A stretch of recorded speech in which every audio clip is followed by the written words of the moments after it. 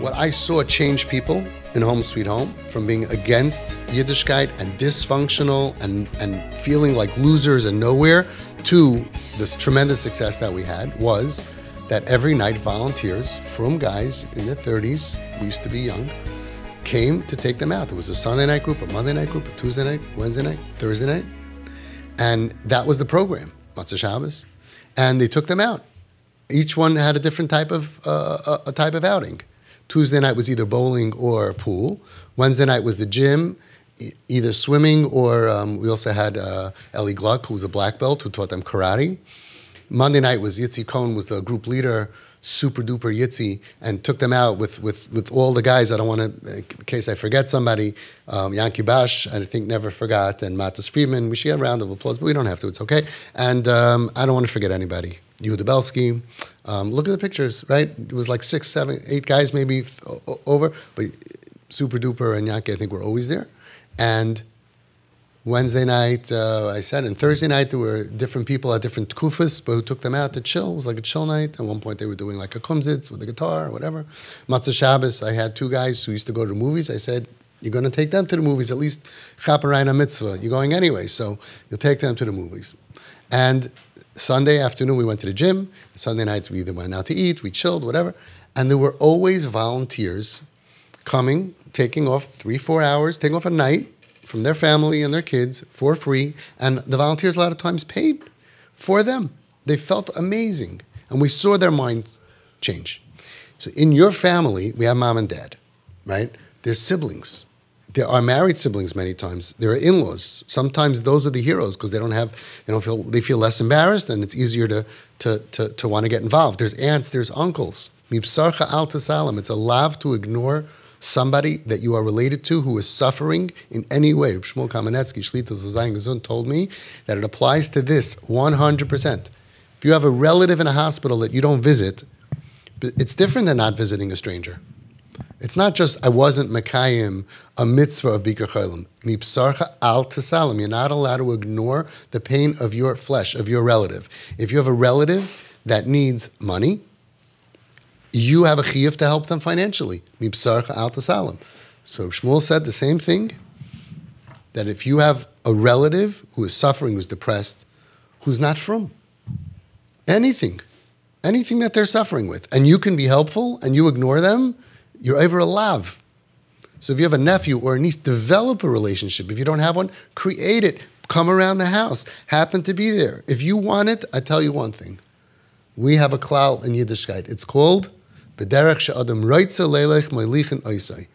If you want it, you'll get there. But I don't really know my nephew so well, so get to know him. But I'm out of town. We had one time a family said, they live, I don't want to say where, whatever, they live an hour and a half away. Imagine your brother is in the hospital suffering from a real illness, and you're an hour and a half away and you don't visit him? You can't have a relationship? Once a week, you go in and visit him, right? You create a relationship, and then you can WhatsApp, and then you can go places. And if everybody would be a part of it, it takes a village to save a soul. But they're savable. They're salvageable. They want our acceptance and our love. And there's a Babi and a Zaidi and a Babi and a Zaidi.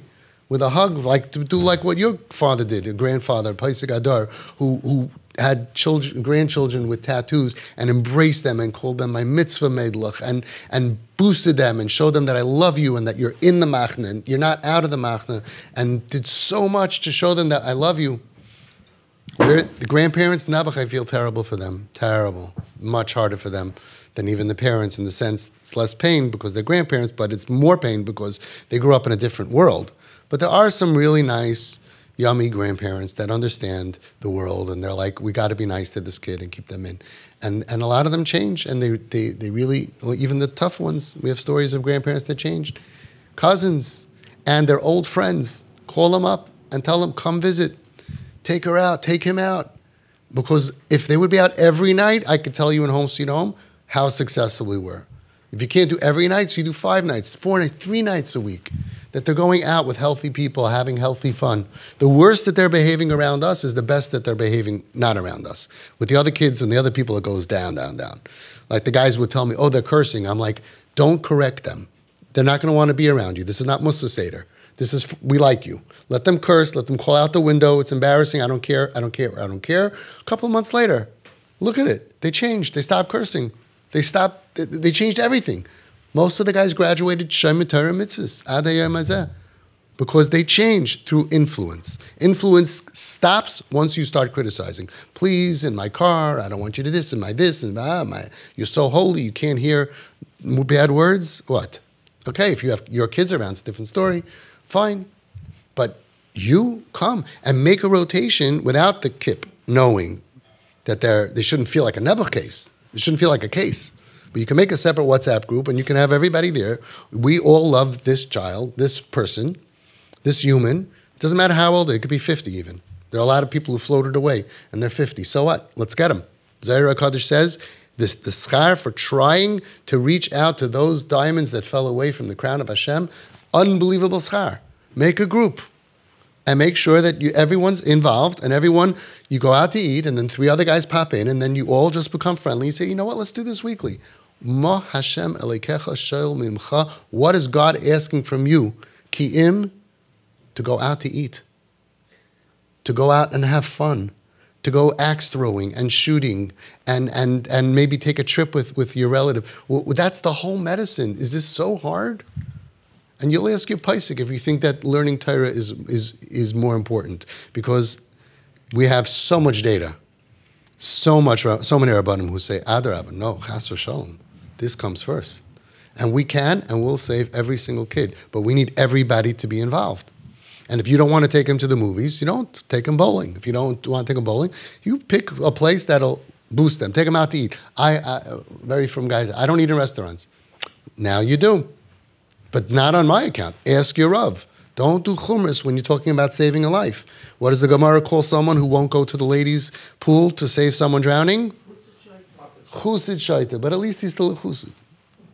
A shaita is it, but not a litvak shaita. Chusid shaita. So a lot of times we're not saving and we're machanish vissendik and we say until it's on our doorstep, okay, it's my sister has problems with her kids, my brother has problems with their kids, my cousin has problems. It's getting closer and closer. Right? Do something. Say, Hashem, I'm going to be yaitza by helping out my relatives. I don't want to. It's a skula. Zohar HaKadosh says, "V'zoicha lirais banim lebanui." Being mishtadel, trying, even if you go there and the guy's sleeping or she's dinner, trying to get back the jewels. Zoicha lirais banim lebanui. It's a schus to have children. It's a schus to be alive, to have grandchildren. It's a schus that your children should have children. Some people have problems having children. It's a schus. And what kind of children do you think the Zohar HaKadosh is giving you? It means you'll have Yiddish and Nachas. People are worried about their kids. This is the way to get a schus to have Yiddish and Nachas from your kids and your grandchildren. Helping the lost and confused people who are suffering emotionally, psychiatrically, mentally, however they're suffering, and also spiritually. We believe that really every single kid, and I've seen it because they flipped around, they really want to be frum. And the ones who say, I don't want to be frum and I hate being frum, it's more pain. And there's medicine for that. It's called Avoisais Ahava. Learn how to do it and be a part of saving Klal Yisrael. They went out in some area, they were marching against the Mechalei Shabbos. They were singing Shabbos songs, they were marching against them. Did anybody become from that? We should all go march. We should all go to the parks Friday night and hug them and sit with them. I've done it. And bring food if you have an Erev. And sing songs with them. And get to know them and show them that we like you. You all know the story when I went to the park, right, with the kid said, why are you being nice to me? Everybody hates us. So I'm not going to repeat that story now. That's how they feel. There's more of us than them. The 18th Avenue Park has whatever, 200 kids or whatever it is now of Mechalei Shabbos. They get together and they're smoking. Get 3,000 guys in Borough Park, it's within 5 blocks, to walk there and smile and embrace them and watch what happens. You get to know them, and then you invite them during the week, and then you make it this, you make it that, and it's all with fun. Have fun with them. Fun heals. Because it makes them feel, I'm having fun with you. It means I like you. I embrace you. Don't give musar. Don't ask them to stop. Don't ask, nothing. That stuff doesn't work. Kiyodua, from all the other clips that we have. Okay, good luck. You should send this to your families, and to your friends, and to the kids' old friends, and without making anybody feel bad.